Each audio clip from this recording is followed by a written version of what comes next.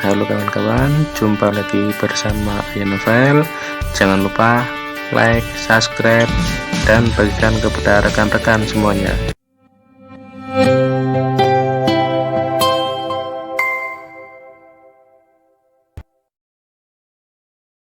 Jangan lupa like, subscribe, dan bagikan kepada rekan-rekan Anda. Klik tanda loncengnya agar tidak ketinggalan informasi update dari bualan selanjutnya.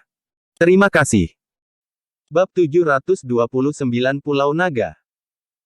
Sementara itu, di sebuah pulau terpencil di lepas pantai selatan, 4 gadis sedang bermain di laut. Sinar keemasan senja yang bersinar melalui percikan air yang lucu membuat kegembiraan para gadis itu terlihat sepolos dan seindah bidadari. Josephine, ada banyak kerang di sini. Kita akan berpesta malam ini. Pelan-pelan, Rene. Biarkan aku memilih beberapa juga. Petik 2. Saya datang. Dengan itu, keempat gadis itu berkerumun menuju situs yang baru ditemukan. Gadis-gadis itu adalah Josephine, Lisbeth, Melanie, dan Rene. Riley telah membawa Josephine dan yang lainnya ke pulau tanpa nama setelah Kai dan Liana berangkat ke Mapleton. Saat itu, pulau itu hanya dihuni oleh Draco dan Rene. Josephine dan Lisbeth tiba dengan perasaan takut akan pulau itu selama kunjungan pertama mereka. Kehadiran Rene membantu Josephine menyesuaikan diri. Bagaimanapun, dia telah menjadi bagian dari rombongan ketika mereka mengirim Rene untuk dirawat di biara. Josephine akan mengikuti Kai setiap kali mereka menggunakan kompas berbintang untuk menyerap rasa dingin dari tubuh Rene. Akibatnya, gadis-gadis itu segera menjadi teman yang cepat. Tidak butuh waktu lama bagi keempat gadis itu untuk menjadi dekat. Teriakan lucu mereka membawa kehidupan kembali ke pulau terpencil itu. Tidak jauh, Draco dan Riley duduk di atas sebuah batu besar. Pria yang lebih tua itu mengunyah ujung rokoknya sambil menatap dengan sedih ke pulau lain di kejauhan. Pulau di kejauhan itu adalah Pulau Naga. Itu dikabarkan menjadi penjara 2 naga besar, satu dari api dan satu lagi dari es. Pemenjaraan naga api dan naga es, sebagaimana mereka dinamai dengan tepat, berkontribusi pada iklim ganda pulau itu. Sebuah gunung berapi aktif, terletak di pantai barat, bergemuruh mengancam dan menyebabkan lava mendorong celah-celah permukaan beku sepanjang tahun. Namun, di pantai timur, suhu turun drastis. Gletser seukuran gunung berapi menghadapi lawannya yang menyala-nyala dengan tantangan dingin setiap hari sepanjang tahun. Di tengah pulau yang diselimuti kabut terbentang perbatasan yang dikenal sebagai lembah kematian. Siapapun yang mencoba menyeberang dari bagian timur ke bagian barat, atau sebaliknya, akan langsung binasa. Pengunjung pertama kali ke pulau itu akan segera menemukan bahwa mereka hanya dapat beroperasi di satu sisi pada satu waktu. Faktanya, satu-satunya hari dalam setahun mereka diizinkan mendarat adalah tanggal 15 Juli. Pada hari ini, 2 iklim ekstrim di pulau itu akan cukup seimbang untuk memungkinkan aktivitas manusia. Ceritanya adalah bahwa itu adalah satu-satunya hari di tahun ketika naga mengesampingkan perbedaan mereka untuk hidup berdampingan secara harmonis. Banyak yang mengunjungi pulau itu dengan tujuan untuk melihat sekilas makhluk-makhluk legendaris itu, tetapi tidak ada yang berhasil. Selain kemunculan binatang buas sesekali, pulau itu dijaga ketat oleh para dragon. Dikabarkan bahwa mereka adalah budak dari 2 naga kuno. Meskipun terdengar fantastis dan romantis, kisah-kisah itu tetap hanya rumor yang jauh dan tidak berdasar.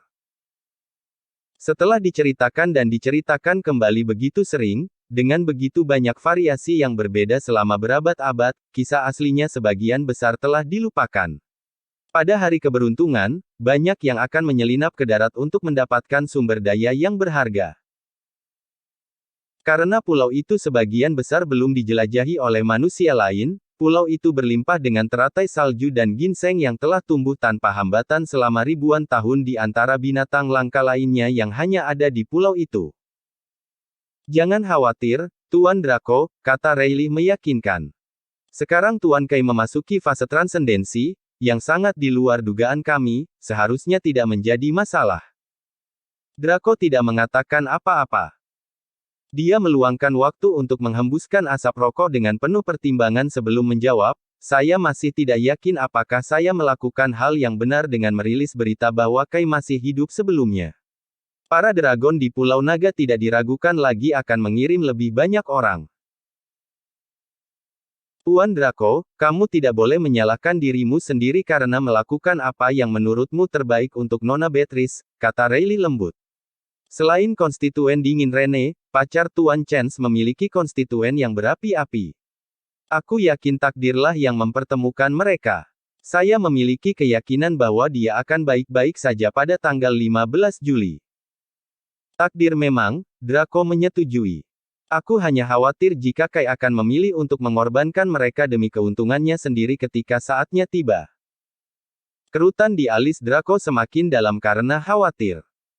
Setelah menjadi teman satu sel dengan Kai selama 3 tahun, Draco terkadang mengenal pria yang lebih muda itu lebih baik daripada dirinya sendiri.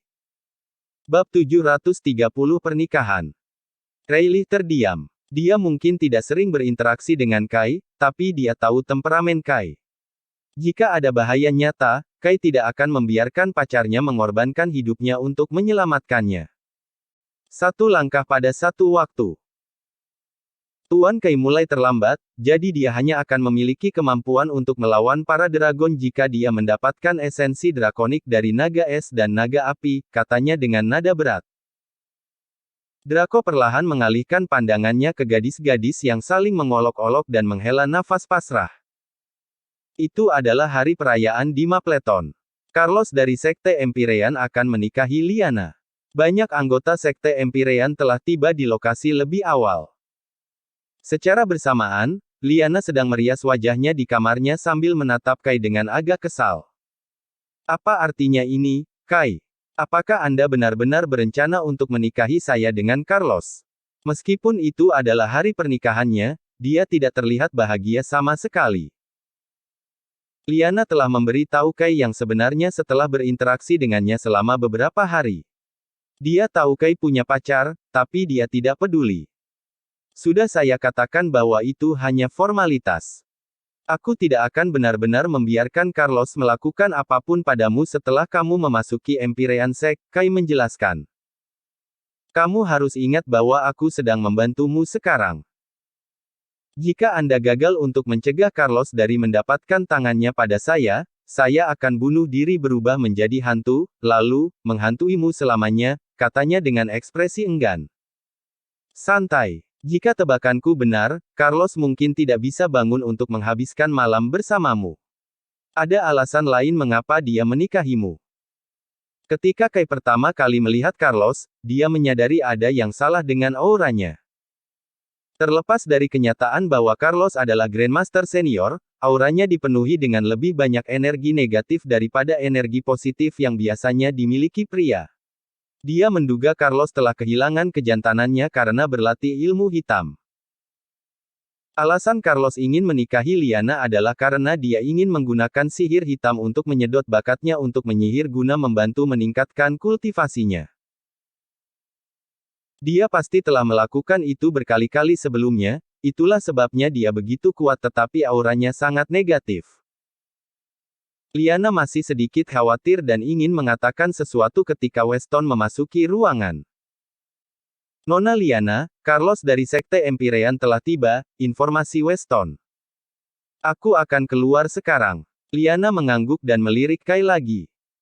Kemudian, dia dikawal keluar dari kamar oleh Weston. Ada juga 10 anggota Mapleton yang mengikuti di belakang mereka. Kai menyamar sebagai salah satu anggota. Ketika mereka tiba di pintu masuk, Carlos terlihat menunggu di atas kuda dengan baju merah. Ujung bibirnya melengkung ke atas ketika dia melihat Liana dalam pakaian merah. Namun, ketika dia melihat sekeliling dan menyadari Raja Racun tidak ada, alisnya berkerut. Di mana Raja Racun? Raja Racun tetap di dalam, Tuan Suerep. Anda tahu betapa sulitnya baginya untuk membesarkan Nona Liana selama 20 tahun. Sekarang setelah dia menikah, dia tidak mau melepaskan dan menangis di kamarnya, jelas Weston. Siapa yang akan mengira Raja Racun adalah pria yang emosional? Carlos tersenyum. Karena rumah kita cukup dekat satu sama lain, aku akan sering membawa Liana kembali untuk mengunjunginya. Setelah selesai, dia melambaikan tangannya. Sekelompok anggota Sekte Empyrean menempatkan kereta di depan Liana agar dia bisa masuk. Segera, rombongan berangkat ke arah Sekte Empyrean. Weston dan 10 anggota Mapleton mengikuti di belakang. Bab 731 Mandi. Sekte Empyrean tidak jauh dari Mapleton sama sekali. Namun, jalur yang harus mereka lalui adalah jalur pegunungan, jadi mereka harus memperlambat langkah mereka. Baru pada siang hari mereka tiba di Empyrean Sect. Pada saat itu, ratusan wanita muda telah berkumpul di depan gerbang Sekte Empyrean. Tak satu pun dari mereka adalah anggota sekte, meskipun banyak yang percaya sekte tersebut. Sisanya adalah penduduk desa dari sekitar. Itu adalah pemandangan kram dengan begitu banyak wanita muda berkumpul di sana. Kai sedikit bingung. Mengapa ada begitu banyak wanita berkumpul di depan Sekte Empyrean? Ada begitu banyak orang di sini sehingga kita tidak bisa masuk. Pada saat itu, seorang Grandmaster senior berteriak dari menara observasi, "Semuanya, kami kembali. Tolong beri jalan." Grandmaster senior menggunakan bidang ramuannya untuk berteriak lebih keras daripada pengeras suara. Wanita-wanita itu segera berbalik dan berdiri di samping ketika mereka melihat rombongan. Banyak wanita mulai berteriak ketika mereka melihat Carlos berbaju merah. Carlos, di sisi lain, tersenyum bahagia melihat begitu banyak wanita. Apakah Carlos benar-benar populer di kalangan wanita? Kai bingung. Aku tahu dia cukup tampan, tapi dia bukan superstar. Mengapa ada begitu banyak wanita yang tergila-gila padanya? Liana melihat keluar dari kereta ketika dia mendengar para wanita berteriak. Semua wanita di luar menatapnya dengan iri karena mereka berharap mereka adalah orang yang duduk di kereta. Ketika rombongan tiba di gerbang, Grandmaster senior yang berteriak sebelumnya berbicara lagi. Hari ini adalah hari pernikahan Tuan Suerep, jadi kami membuka gerbang untuk memungkinkan kalian semua mandi di kolam kami. Air di kolam itu berasal dari mata air pegunungan kami. Ini dapat menyehatkan tubuh Anda, meningkatkan kesehatan mental dan fisik Anda. Yang terpenting, ini bisa membantu Anda tetap cantik. Namun, Anda semua hanya diperbolehkan untuk tinggal di kolam renang. Jika Anda mengabaikan aturan kami dan berkeliaran di sekitar tempat itu, jangan salahkan kami saat kami tidak menunjukkan belas kasihan. Petik 2. Tepat ketika dia selesai berbicara, ratusan wanita berteriak dan bergegas melewati gerbang.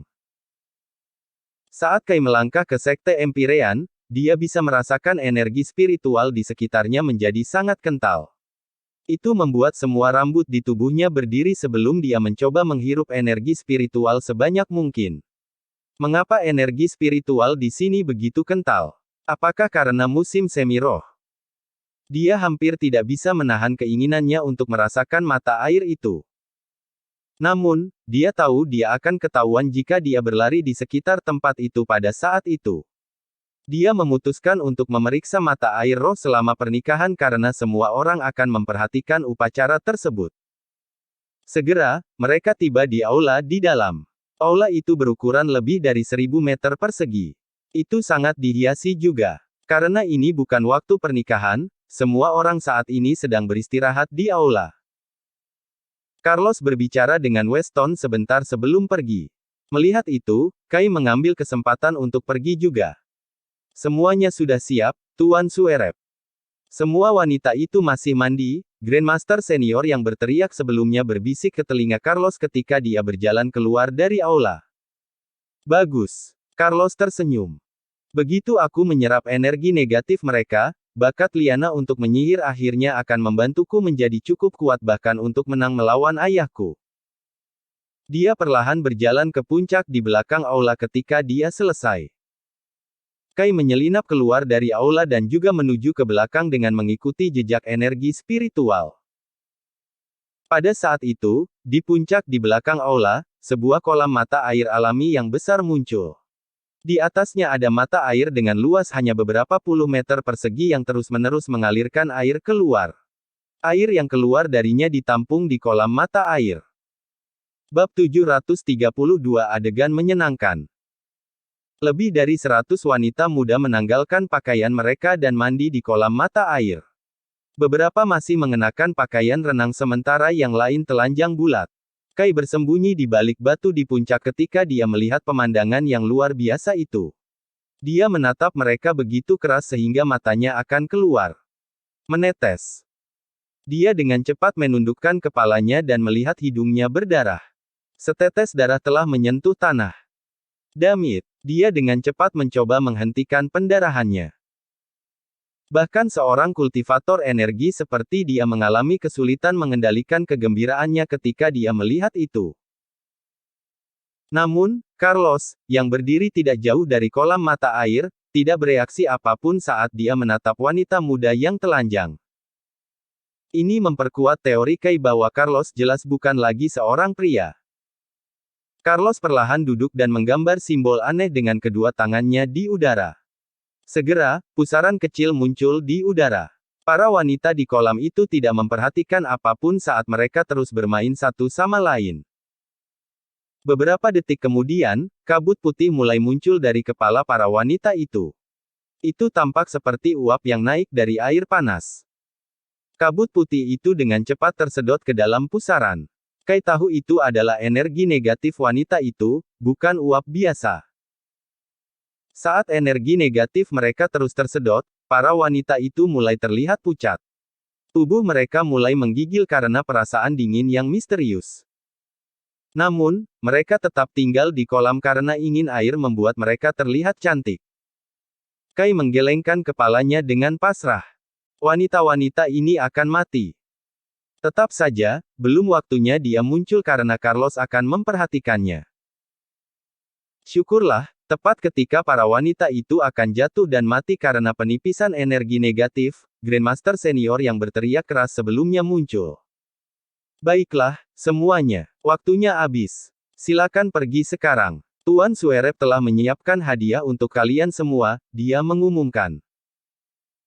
Ketika para wanita itu mendengar ada hadiah untuk mereka, mereka langsung turun dari kolam, berdandan, dan pergi bersama Grandmaster Senior. Mereka tidak tahu bahwa mereka baru saja kehilangan lebih dari 10 tahun hidup mereka tinggal di kolam. Begitu mereka semua pergi, Carlos membuka mulutnya dan menelan pusaran di udara. Ah, ada begitu banyak energi negatif.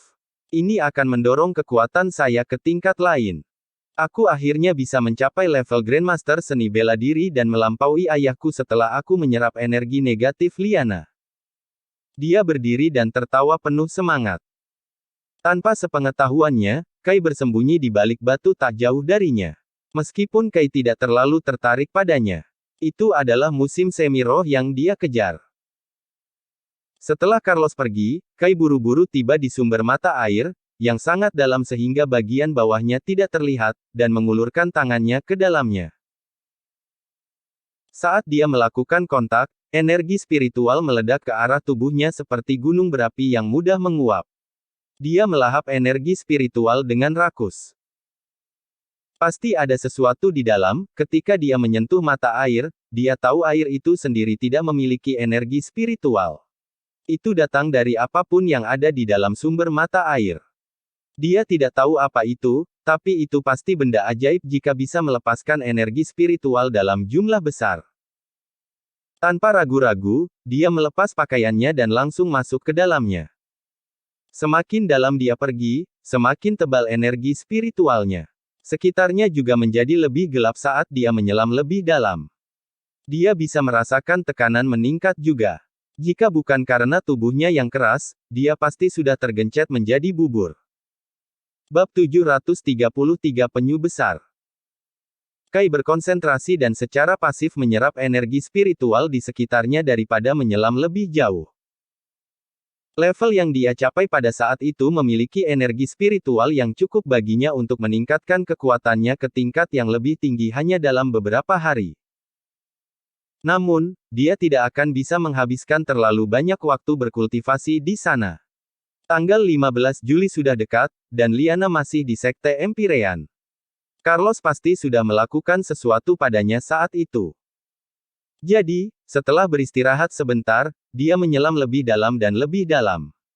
Logikanya, sekitarnya seharusnya menjadi lebih gelap juga, tapi anehnya semakin terang semakin jauh dia pergi. Tiba-tiba, sesosok bayangan mendekatinya. Dia mengerutkan alisnya. Bagaimana sesuatu bisa bertahan di tingkat yang begitu dalam? Ketika sosok bayangan itu cukup dekat dengannya, dia menyadari bahwa itu adalah kura-kura. Ini adalah pertama kalinya dia bertemu kura-kura dengan cangkang sepanjang 1 meter. Kura-kura itu menatapnya dengan permusuhan. Ada simbol tak dikenal yang terukir di cangkangnya. Apakah kura-kura ini adalah alasan mengapa ada begitu banyak energi spiritual di sini? Dia menatap binatang itu tanpa bergerak. Kura-kura itu meliriknya sedikit lebih lama sebelum menyelam kembali. Dia menghela nafas lega ketika hewan itu memutuskan untuk tidak menyerangnya. Kai dengan cepat mengikuti di belakang kura-kura untuk mencari tahu bagaimana dia bisa sampai di sana. Namun, dia hanya berhasil mengikuti beberapa meter lagi sebelum kura-kura itu berenang kembali. Kali ini, simbol pada cangkang penyu mulai bersinar keemasan. Segera, cahaya keemasan menutupi seluruh area seperti jaring besar. Dia terjebak di tengah. Arai misterius. Matanya menatap lebar pada cahaya keemasan di sekelilingnya. Ini bukan hanya mage ceraf belaka. Ini adalah teknik asli dari keabadian, arai misterius yang nyata. Mengapa seseorang menempatkan susunan misterius yang begitu kuat pada cangkang kura-kura? Dia terkejut melihat seseorang menempatkan arai misterius di cangkang kura-kura karena itu berarti pasti ada item magis berharga yang tersembunyi di suatu tempat di bawah. Terlepas dari keinginannya untuk menyelam lebih dalam, cahaya keemasan telah sepenuhnya membungkus tubuhnya. Dia bahkan tidak bisa berenang ke permukaan, apalagi menyelam lebih dalam. Itu membuatnya panik. Apa aku akan terjebak di sini? Kemudian, matanya menyipit sebelum dia meninju kura-kura. Jika saya bisa membunuh kura-kura, arai misterius akan rusak. Ketika dia melemparkan pukulannya, itu membentuk pilar air yang menabrak kura-kura. Ledakan. Kai merasakan kekuatan yang kuat menyerang balik padanya sementara kura-kura itu tetap tidak terluka. Astaga! Astaga! Setelah dia menyerang kura-kura, susunan misterius pada cangkangnya bersinar emas lagi. Energi bela diri membentuk riak saat ditembakkan ke arahnya. Itu memungkinkan dia untuk melihat dari mana asalnya. Namun, karena gerakannya dibatasi, dia tidak punya cara untuk menghindar. Dengan demikian, dia hanya bisa menggunakan tubuhnya yang tangguh untuk menahan serangan energi bela diri. Gelombang rasa sakit yang membakar terasa di lengannya. Ketika dia melirik lengannya, dia melihat luka di sana. Darah tumpah keluar dan mewarnai air di sekitarnya menjadi merah. Tampaknya mata air yang tercemar oleh darahnya juga dibatasi oleh susunan misterius. Itu tidak menyebar. Dia dengan cepat menutupi lukanya untuk menyembuhkannya. Pada saat yang sama, susunan misterius pada cangkang kura-kura telah berhenti menyerangnya. Itu hanya menggunakan arai misterius untuk mencegah Kai menyelam lebih jauh. Bab 734 Waktu Pernikahan. Sudah waktunya untuk pernikahan dimulai di aula Sekte Empyrean. Liana diam-diam memindahkan kerudungnya sedikit untuk mencari Kai. Kemana dia pergi? Dia tidak menjualku dan melarikan diri, kan? Dia melihat sekeliling dengan panik, tetapi dia tidak bisa ditemukan. Waktunya telah tiba. Pengantin baru, tolong! Teriak seorang Grandmaster senior dari Sekte Empyrean. Carlos menatap Liana dengan penuh semangat. Setelah upacara selesai, mereka akan pergi ke kamar tidur. Kemudian, ketika dia tidak mengharapkannya, dia akan menyedot semua energi negatifnya. Itu akan membantunya melompati berbagai tingkat kultivasi dan menjadi Grandmaster seni bela diri.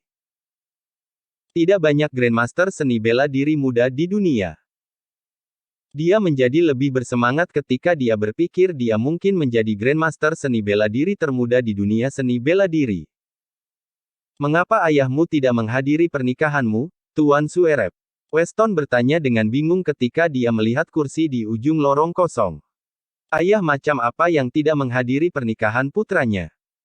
Ayahku memiliki beberapa hal penting untuk diperhatikan. Dia telah pergi setengah bulan yang lalu, dan itu akan lama sebelum dia kembali. Bagaimanapun, pernikahan ini antara aku dan Liana. Tidak masalah jika ayahku tidak ada di sini. Lagi pula, Raja Racun juga tidak ada di sini, kan?